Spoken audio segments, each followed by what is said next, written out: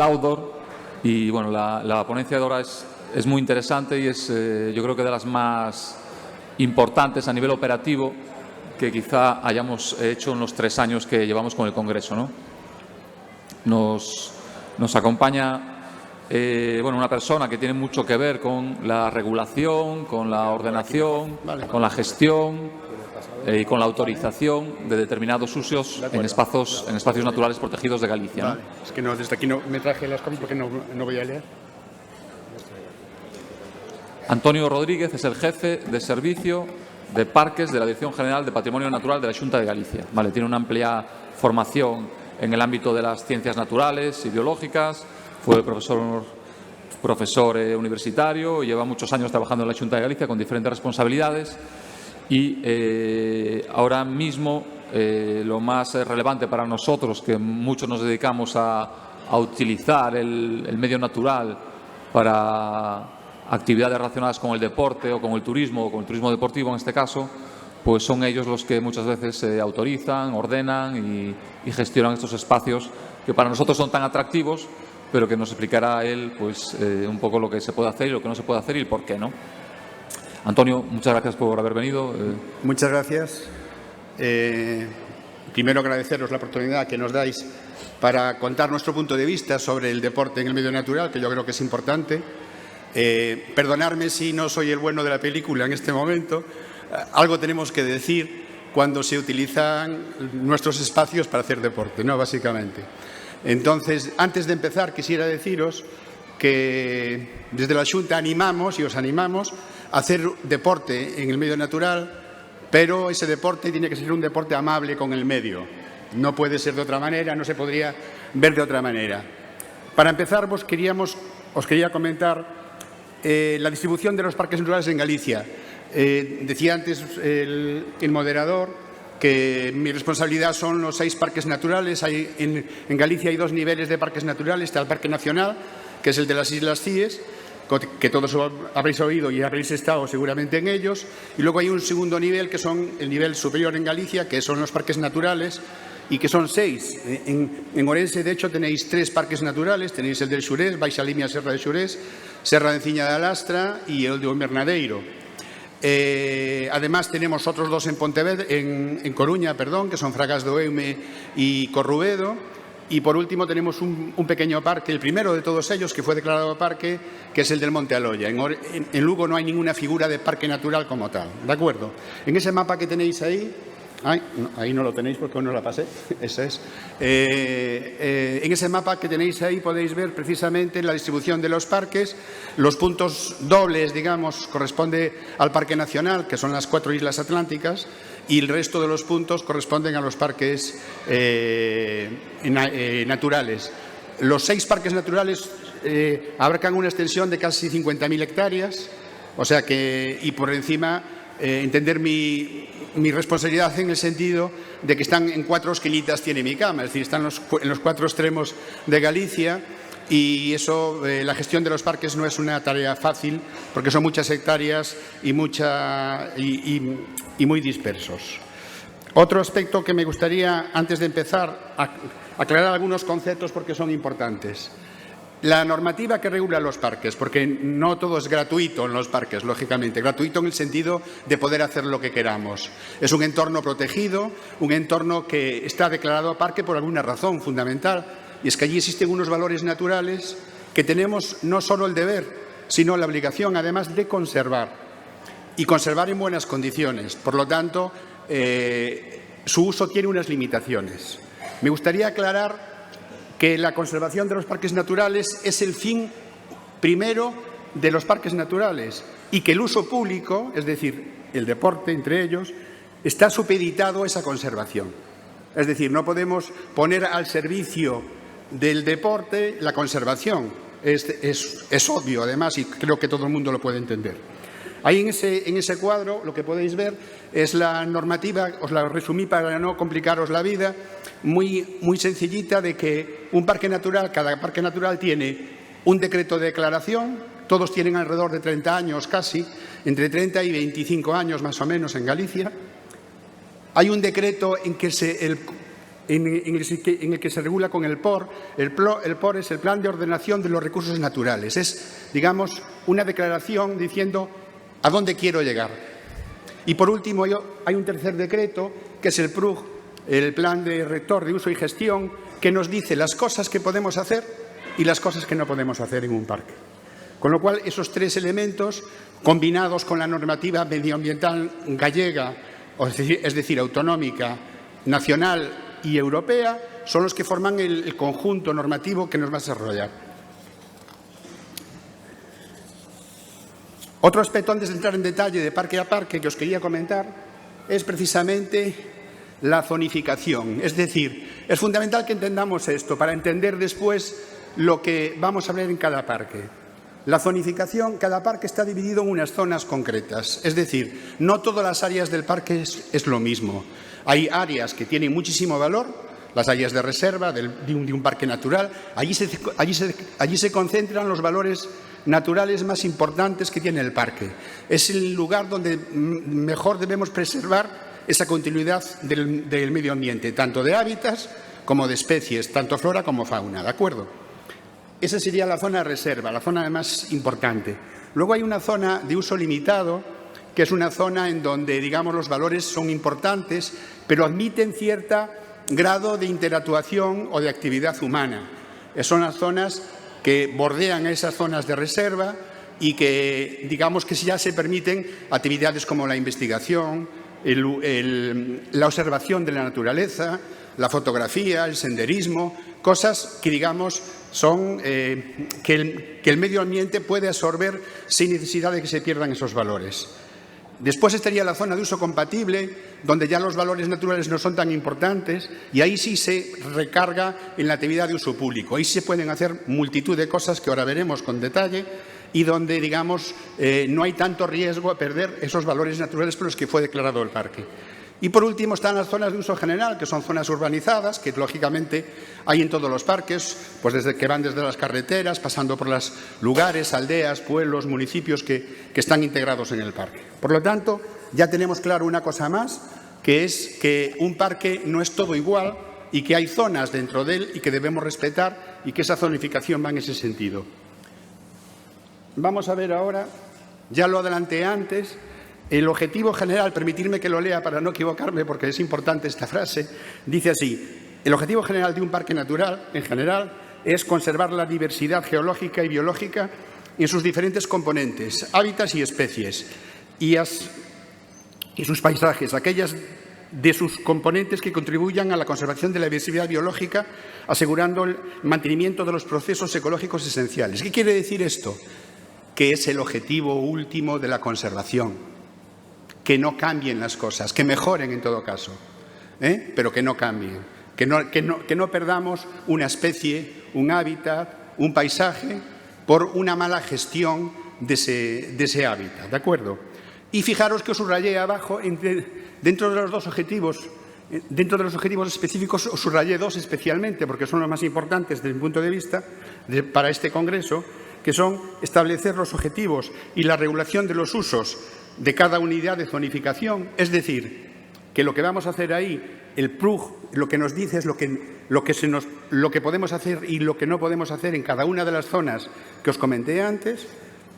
Y, por último, subrayado, regular la actividad del uso público. Es fundamental en este caso decir dónde y cómo y qué cosas se pueden hacer, fundamental, porque así la gente no se lleva engaños, ¿no? Os diré que un PRUG es un documento normativo muy amplio, en torno a las 300 páginas, o digo 280, 250 páginas de DOC. ¿Por qué? Porque lo contempla todo, absolutamente todo. ¿Qué se puede hacer? ¿Qué no se puede hacer? Un estudio del medio, por zonas, por actividades, por usos. Es decir, que ahí estaremos. Bien, pues dentro de esos usos de los que estábamos hablando, os los pongo ahí porque también es el tercer punto que tenemos que entender antes de pasar. Son los tipos de usos que puede haber en un parque natural. Puede haber tres tipos de usos. Los permitidos es aquellos que no tienen no van a producir ningún cambio dentro del medio ambiente, por lo tanto son permitidos, no hay ningún problema, no hay que pedir permiso, no hay que hacer nada, simplemente seguir las normas que ponen los carteles y todo esto.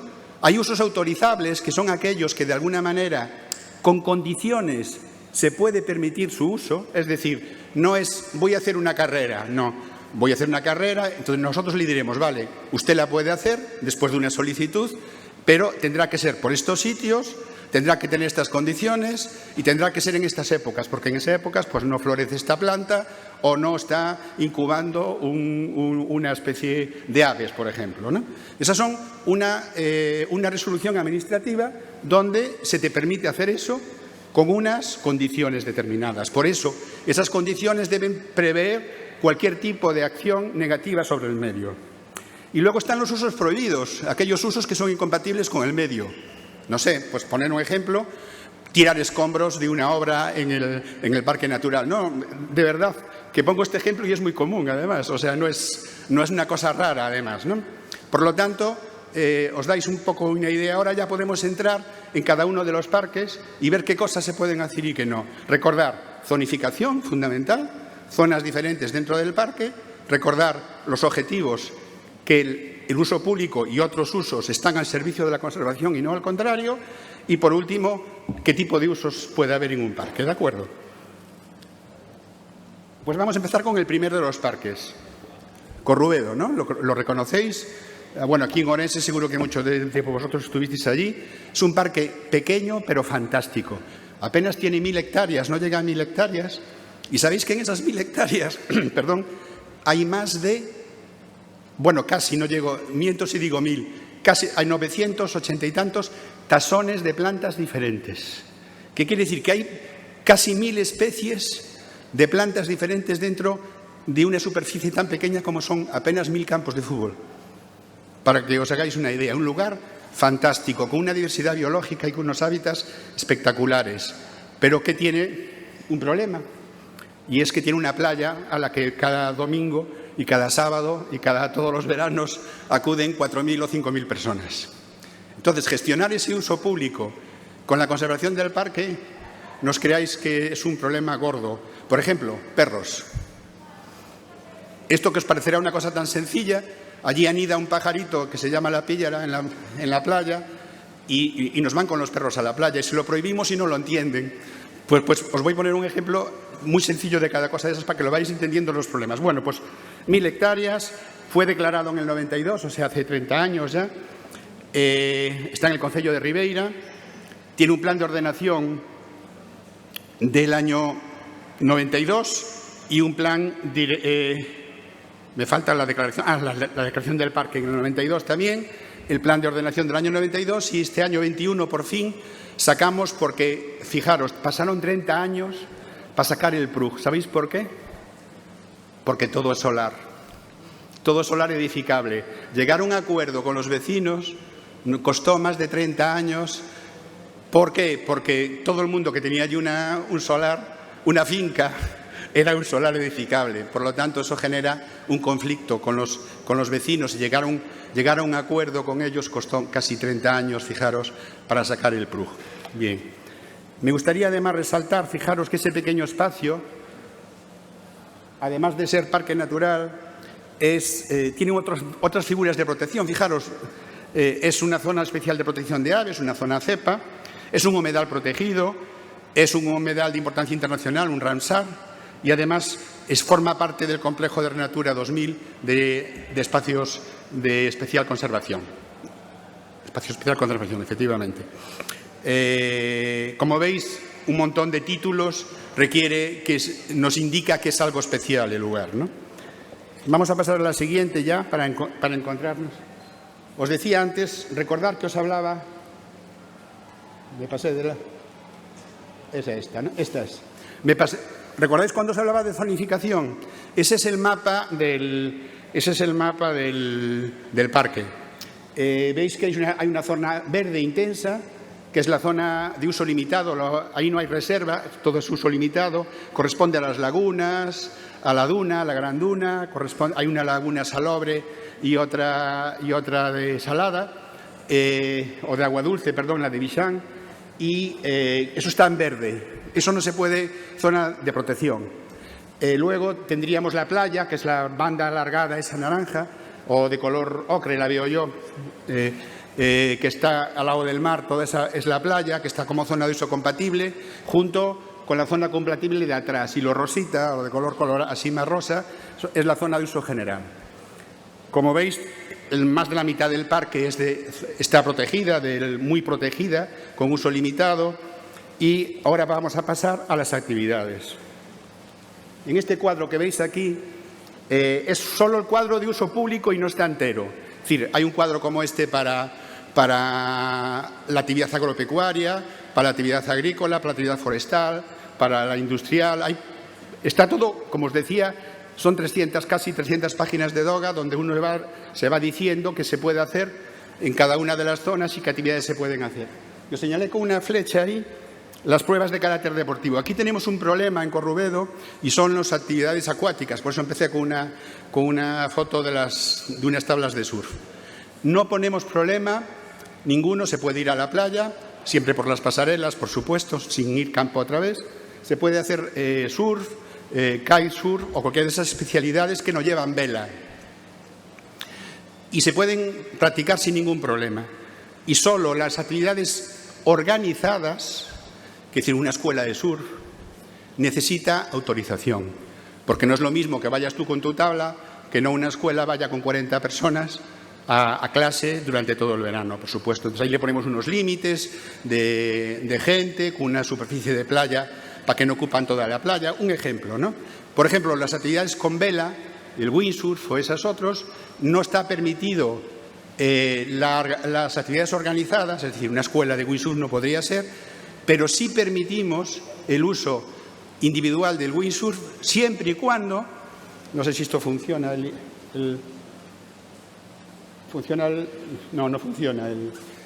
siempre y cuando entren por una zona concreta de la playa, que es un extremo de la playa, justo en el límite del parque, y no pueden desplegar las velas en la arena.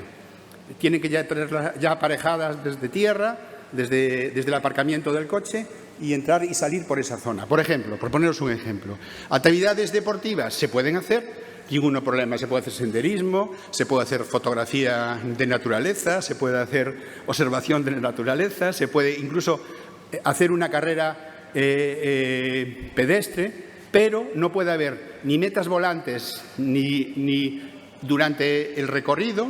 La meta y la llegada tienen que estar fuera y no puede haber tampoco metas intermedias en el medio, y tienen que ir por zonas que están permitidas, por caminos permitidos. Puede haber caballos, pero hay caminos de herradura, caminos para vehículos y caminos para personas. Básicamente está todo organizado en ese PRUG y eso no necesita autorización. Las carreras sí necesitan autorización. Cualquier actividad organizada en un parque necesita autorización, como ejemplos, ¿no? Vamos a ver ahora otro que queda mucho más cercano a vosotros, que es el de Baixa Línea Serra do Xurés, aquí al ladito. Es el parque natural más grande que tenemos en Galicia, casi 30.000 hectáreas. Además, está limítrofe con el Parque Nacional do Llerés, en Portugal, con el cual tenemos muy buena relación. Es objeto de incendios, tristemente, con bastante frecuencia en esa zona, pero también es un parque privilegiado. Son 30.000 hectáreas de un entorno que está limítrofe entre el clima mediterráneo y el Atlántico, con lo cual es frontera. Las zonas de frontera para el medio natural son fantásticas, porque ahí están conviviendo especies de clima mediterráneo con especies de clima atlántico, y es como una lucha continua ahí para asentarse. Bueno, ese parque, como digo, tiene casi 30.000 hectáreas. Fue creado en el 93, o sea, un poquito después que el de Corrubedo. Fue ampliado en el 2009, antes era como 20.000 hectáreas y se ampliaron 9.000 hectáreas más. Y tiene un plan rector también muy reciente del año 2022. Es decir, este año fue en febrero cuando se publicó, por las mismas razones, porque es muy complicado hacer entender a la gente que tener un parque natural tiene sus limitaciones y que si no, no es parque natural, no merece la pena.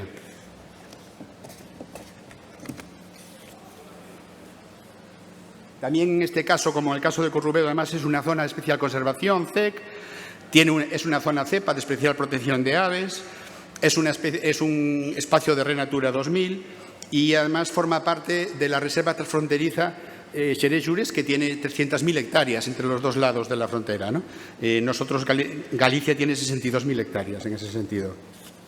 Como en el caso anterior, la dinámica de la charla ahora es siempre igual, base legal, zonificación y usos, ¿no? Me pasé con una parte. Me salté la zonificación. Zonificación, ahí veis la zonificación del Xurés. Todo lo que veis en rojo es la zona de uso, es la reserva. Son los cumbres que limitan normalmente entre España y Portugal, para que os deis una idea. El pico de abajo viene a ser Portela Dome, no sé si lo conocéis, me imagino que sí, la frontera que hay entre Portugal y que da a Caldas de Llorés. Y veréis ahí la zona azul sería la zona de uso compatible en este caso. De uso limitado, en este caso, que son 17.000 hectáreas aproximadamente, y luego estaría la zona verde de uso compatible y, por último, las zonas amarillas que veis ahí son zonas de uso xeral. Como veis ahí, la zonificación es muy importante para comprender después los diferentes usos que se le pueden dar. Tenéis disponible en la Consejería de Medio Ambiente un visor de estos parques que podéis ampliarlo el zoom hasta lo imposible y podéis ver ahí con detalle todas las parcelas, incluso que hay ahí. Por último, en este caso, aquí decir que tuvimos muchas dificultades con las pruebas deportivas, sobre todo con las bicicletas. Las bicicletas en mountain bike, fundamentalmente, pues la zona de Portugal, yo tengo que decir que me cuesta muchísimo hacerles entender que puede ir una bicicleta, pero que no pueden ir 400 bicicletas por un sitio. Luego, el uso de geles, de los envases de los geles, no es el más correcto. Muchas veces tenemos dificultades con que descarnan los bordes cuando pasan por zonas que son alterables.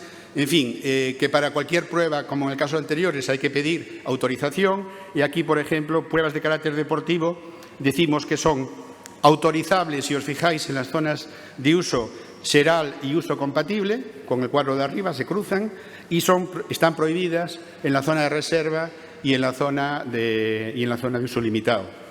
Otro ejemplo, habituallamiento de metas y salidas en pruebas deportivas está permitido en la zona de uso general, es decir, solo permitimos metas intermedias y ni siquiera salida ni llegada en zonas de uso general. En las otras está prohibido, por ejemplo. Barranquismo. El barranquismo está prohibido en uso general porque no tenemos, evidentemente, autorizable en zonas de uso compatible y prohibido en la zona de reserva y en la zona de uso limitado. Es decir, como veis, hacer un decreto de este tipo es muy complejo y requiere que usos, áreas o zonas estén perfectamente relacionadas para entender el porqué de las cosas. Vamos a pasar al tercero de los parques, también de Orense, Lastra, Serra Enciña de Lastra, que está en el límite oriental. Su principal característica es precisamente que es el único parque que tenemos calizo, de tierra caliza o de origen calizo. En Galicia todo lo demás es silicio, por lo tanto es una rareza en Galicia tener una cosa así, por eso es un parque natural y tiene el mayor encinar de todo Galicia, el mayor y el único prácticamente, porque ya estamos casi, hace frontera con León, como sabéis, ¿no? Es un parque pequeño también, de 3.000 hectáreas, que fue creado en el 2002, es el más reciente de todos, de hecho, y que tiene su plan rector también del año 2019.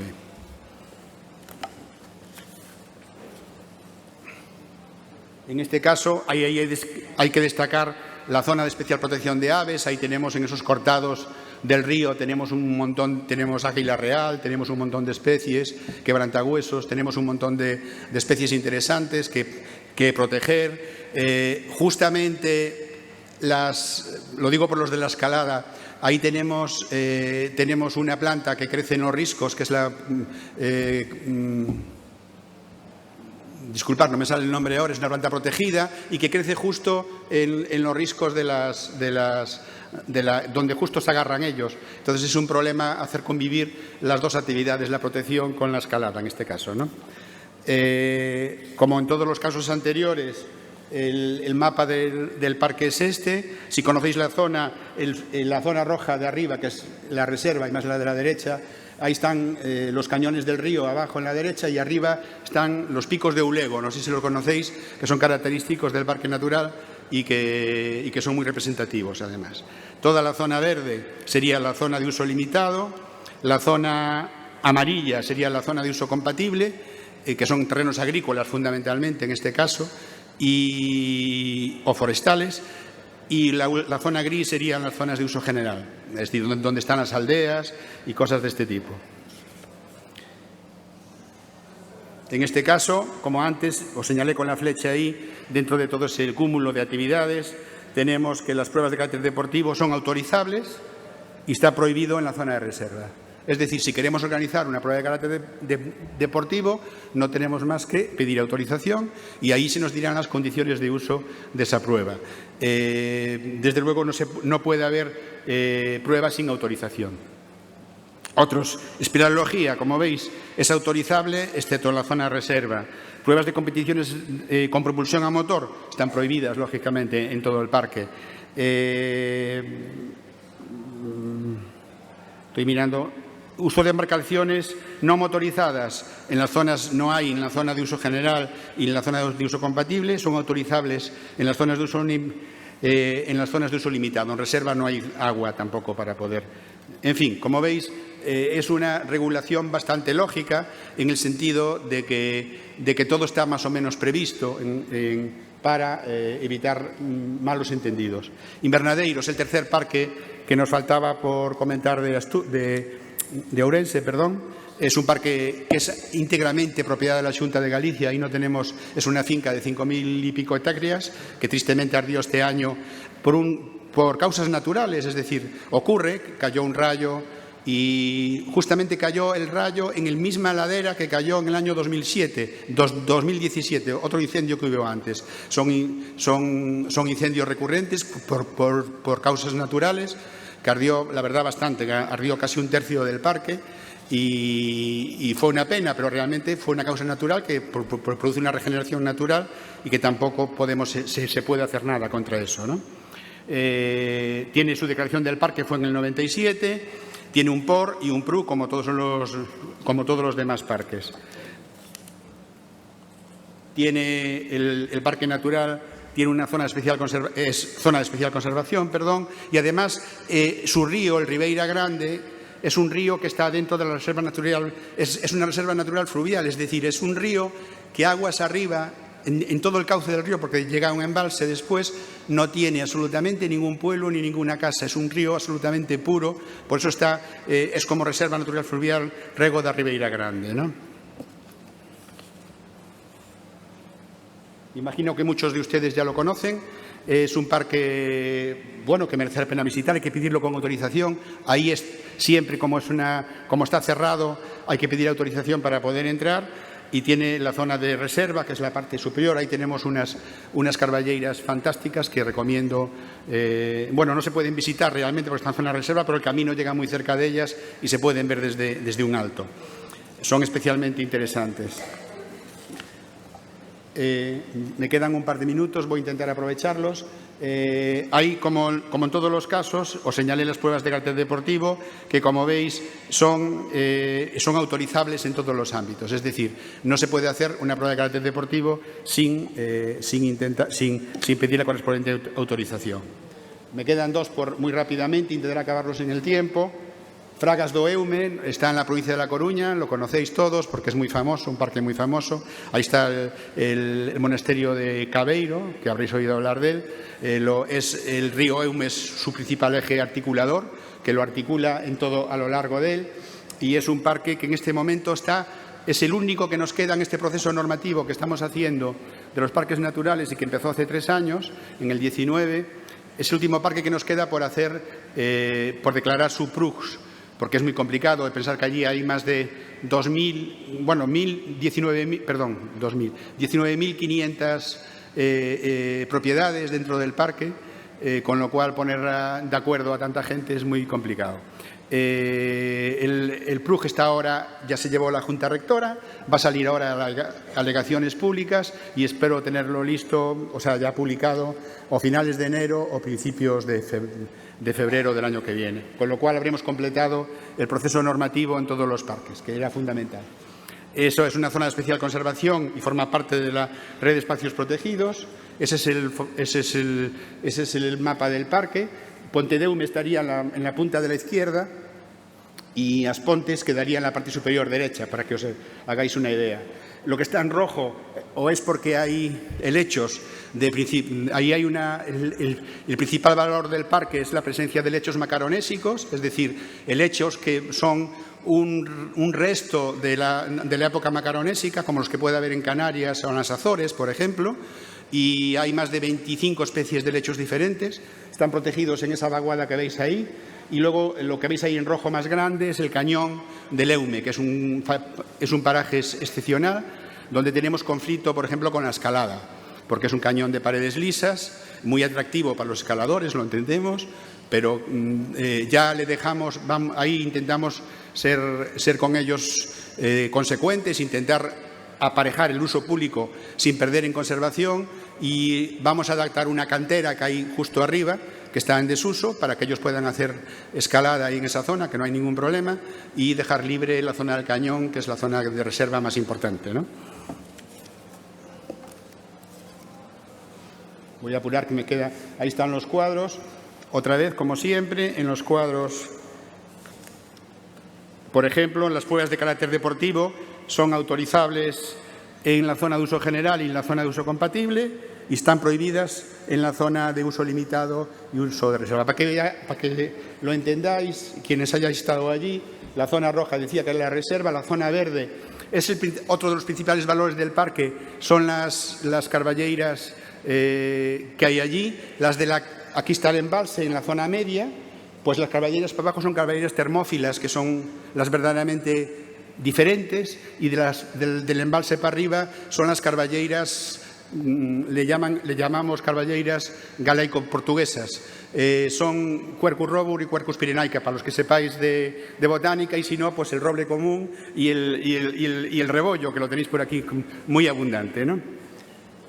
Decía que este sería un poco el cuadro con los usos. Como veis, hay mucho rojo y es que hay muchas cosas prohibidas. Y por último, y acabo ya, Montaloya, el de Pontevedra, es el parque más pequeño, el primero que se declaró en Galicia, tiene apenas 700 hectáreas. Está en el Monte Aloia a la altura de Tui, hace casi frontera con Portugal. Bueno, se ve Portugal desde su cima. Tiene, por supuesto, como todos, un plan de ordenación, un plan y un PRUG que ya está publicado desde el año 20. No quiero ser muy para acabar en tiempo, ya me estoy pasando un momentito, un poco. Básicamente tiene zona de especial es una zona CEC, y además forma parte de la red de espacios protegidos de Renatura. Este sería su mapa. A mí me recuerda un poco como a Grecia, no sé qué os parece a vosotros. Como veis ahí, tiene esas zonas, tienes uso limitado, compatible, y uso ceral, no es ceral, eso evidentemente es un error. No hay ahí zona de reserva. Realmente es un parque forestal. Eso fue hecho por un ingeniero areses a principio de siglo y está lleno de especies exóticas, pero bueno, tiene sus valores ambientales, desde luego, sobre todo en anfibios, ¿no?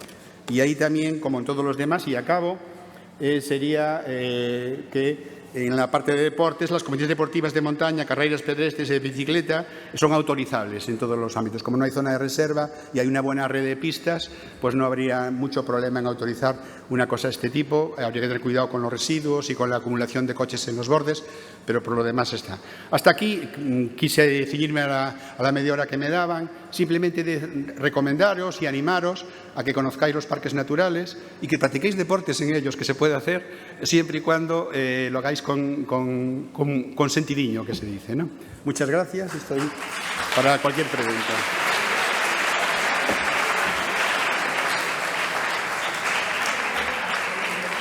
Bueno, muchas gracias. Muchas gracias. Estamos ya en tiempo final. No sé si hay una pregunta rápida. Es un tema denso que genera controversia. Una pregunta. Espera, que te llevan un micro para que lo digamos todos. No, que se habla de protección y conservación de zonas protegidas, pero no de su mantenimiento. En cuanto a senderos y señalizaciones, sí. Es algo que, por ejemplo, en las dunas de Corrubedo hace falta. Si tú no mantienes unos senderos, la gente acaba pisando zonas protegidas. También el auge del deporte como el surf, que es lo que practico, y aparte de otra gente que va a esas zonas de veraneo, acaban utilizando la zona natural como parte de aseo o baño público. Todo eso genera, pues, para los acuíferos, tanto las heces, la orina y desechos que generan, vamos, un desastre para la naturaleza. ¿Qué pretendéis hacer con eso? Sí. En cuanto al mantenimiento. Son muchas preguntas en una. Voy a intentar ser rápido. Corrubedo, que es un tema que a mí me toca de cerca. Sabéis que los parques naturales tienen un personal asociado, que es normalmente hay un capataz de establecimiento, hay varios vigilantes y hay varios peones que se encargan de mantenimiento. Cada parque nos está costando, sin contar el personal ni los gastos corrientes, solo en inversiones unos 250.000 euros al año cada uno de los parques, ¿no? Es una inversión importante que hacemos. Bueno, vamos por partes primero, que es muy interesante tu pregunta. Primero, me hablabas de los senderos. Mira, el Parque Natural de Corrubedo, concretamente, y todos, tienen una red de senderos oficial, digamos, que está. El año pasado cambiamos la cartelería toda del Parque de Corrubedo. Según se van aprobando los PRUG, vamos cambiando la cartelería, renovándola, porque estaba un poco anticuada y aparte no estaba adaptada a los nuevos PRUG, por lo tanto había que adaptarla. Entonces, Corrubedo cuenta con una cartelería del año 21, exactamente. Se le puso nueva. Tiene que durar como mínimo 10 o 15 años. Ya te lo digo porque si no, mal negocio, como dice el otro. Eso por un lado. Luego, tenemos perfectamente definidos en esa cartelería la red de caminos que existe por todo el parque. Te habrás dado cuenta, si eres aficionado al windsurf o al surf, no lo sé, que los caminos que había por todas partes están desapareciendo. ¿Por qué? Porque estamos delimitando perfectamente los pasos con pasarelas de madera o con cuerdas o con algo que limite que la gente no pueda ir campo a través, fundamentalmente. Os decía antes que allí habitan dos especies importantes, bueno, muchas, por supuesto, pero de una que es muy pequeñita, que es la píllara, que anida en la playa directamente y que tenemos que proteger porque es una especie que está en el catálogo gallego de especies protegidas. La píllara pone los huevos en la arena directamente, es un pájaro pequeñito, o sea que imaginaros cómo verán esos pollos o esos padres a un perro que esté saltando a su alrededor, lo verán como un dragón enorme, evidentemente, y los va a estresar seguro, por eso no dejamos llevar perros en la playa.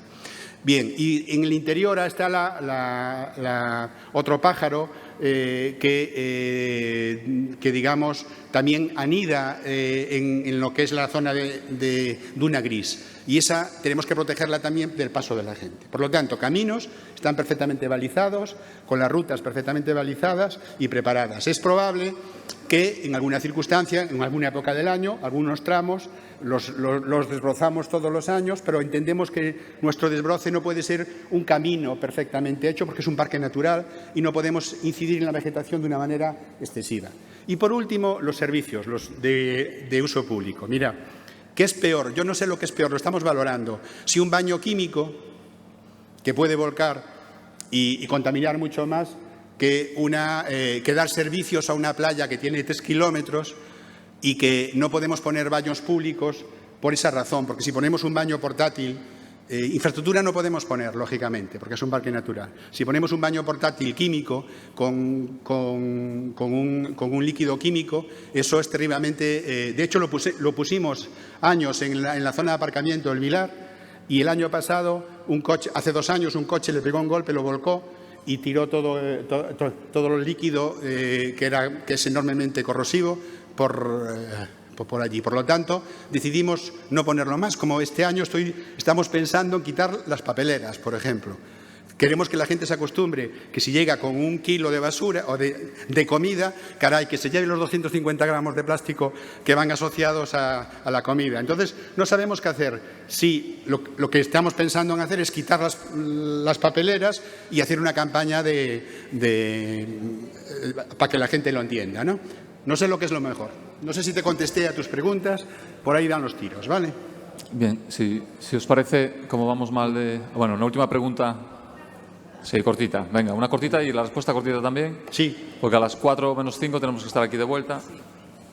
A nivel legal, ¿hay alguna manera de reducir el número de personas que asiste a algunas playas? El caso de Corrubedo. Sí, verás. Es excesivo. Tú quieres que nos monten un pollo, ¿verdad? No. Yo soy la primera que quiero ir, pero Sí. no así. El PRUG tiene una salvaguarda en ese sentido de Corrubedo que dice que por razones de conservación el servicio de parques podrá limitar el uso de personas, el acceso de personas al parque. Todos los PRUG tienen esa salvaguarda. ¿Por qué? Porque tratamos de no hacerlo, evidentemente, pero que si se desmanda la cosa, pues tendremos que echar mano a ese artículo, a ese apartado de la norma para intentar regular el uso. Nosotros vamos a empezar el año que viene a empezar a calcular la capacidad de carga de los sitios, pero es muy complejo porque tenemos el corazón partido, que se dice, ¿no? Nunca se sabe si eres muy estricto, vas a provocar un conflicto social, que tampoco queremos eso, y estamos ahí jugando este juego complejo que es siempre el de los usos permitidos y los autorizables y los prohibidos. No sé si te contesté. Esta sí es la última, ¿eh? Venga.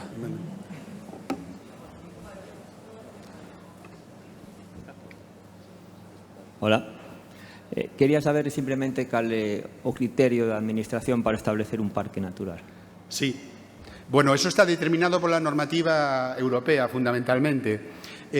Para que haxa un parque natural ten que haber uns valores ambientais con especies do catálogo de especies protegidas ou do anexo 1 da Unión Europea, do anexo comunitario, que estén en esa zona. Entonces, ten que haber un conxunto, hai que valoralo como tal, e ver si ten esa figura de parque natural ou si están renatura ou non están renatura, en fin, non é unha única característica, pero fundamentalmente que haxa valores singulares naturais que conservar dentro do parque natural, dentro dese espacio. De acordo? Digo, porque me resulta chocante que este o invernadeiro, que basicamente é unha zona de pinar. Non. Montaloia. Ben. E outras zonas, Courel, Ancares. A ver, invernadeiro está... Trevinca, que non este considerado en ningún momento por parte da Administración como posible parque natural. Sí, vos decía antes que Invernadeiro é unha finca da Xunta de Galicia de 5.700 hectáreas, creo recordar de memoria.